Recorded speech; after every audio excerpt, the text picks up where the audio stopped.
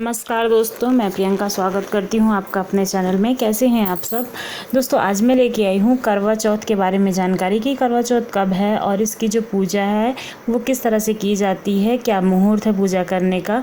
वैसे तो जो लोग पहले से व्रत रख रहे हैं उनको पता होता है कि किस तरह से करवा चौथ की पूजा की जाती है, लेकिन जैसे नई मतलब जिनकी शादी हुई होती है, जो पहली बार करवा चौथ का व्रत रख रहे होते हैं, तो उनको नहीं पता होता है ना कि कैसे रखते हैं।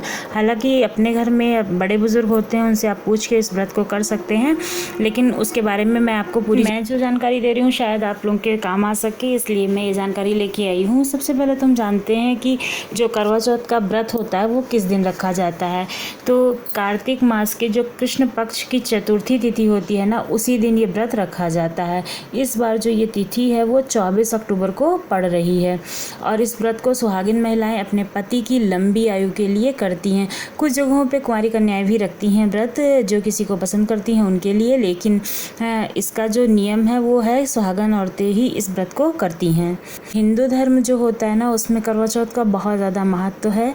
हम जो सुहागनें होते हैं वो अपनी पति की लंबी आयु के लिए पूजा व्रत करते हैं इस दिन, तो इसलिए इसका विशेष महत्व ही होता है हमारी ज़िंदगी में। जो व्रत होता है ये निर्जला रखा जाता है और शाम को चंद्रमा की पूजा करने के बाद में व्रत को खोला जाता है। तो हमारी चतुर्थी तिथि है, उसका जो प्रारंभ है वो 3:01 से होगा और जो समापन है वो 25 अक्टूबर 5:43 पे होगा। लेकिन जो व्रत है वो 24 तारीख को इसलिए होगा क्योंकि जो पूजा है वो शाम को की जाती है और चंद्रमा की पूजा शाम को ही की जाएगी, इसलिए रात में ही चतुर्थी तिथि जो है वो 24 अक्टूबर को रहेगी। इसलिए 24 अक्टूबर को ही हमारा करवा चौथ का व्रत माना जाएगा। और जो इसकी पूजा है वो इस तरह से की जाती है, जैसे सुबह जल्दी उठते हैं और स्नान आदि कर लेते हैं। स्नान करने के बाद में मंदिर की साफ सफाई करना, ज्योति जलाना, ये सब करना होता है। व्रत में शिव भगवान के परिवार की पूजा की जाती है, तो उनकी पूजा करने के बाद में उनके समक्ष आकर निर्जला व्रत का संकल्प लेना होता है कि हम निर्जला व्रत रख रहे हैं और हमारे परिवार को आप सुरक्षित रखिए। भगवान हमारे मन की सारी बातें जानते हैं, लेकिन हम इंसान हैं ना, तो फिर अपना कर्तव्य भी करना बनता है। इसलिए हम अपना कर्तव्य इस तरह से कर सकते हैं कि हमें आप की पूजा कर रही हूँ और आप हमारे परिवार को सदा सुरक्षित रखें और हमारी ज़िंदगी हमेशा खुशहाल रहे। रात के समय जब चंद्रमा निकल आता है तो चंद्रमा को देखकर इसकी पूजा वगैरह की जाती है और चंद्रमा के दर्शन को चलनी में किया जाता है। उसके बाद में अपने पति के दर्शन को चलनी में ही किया जाता है।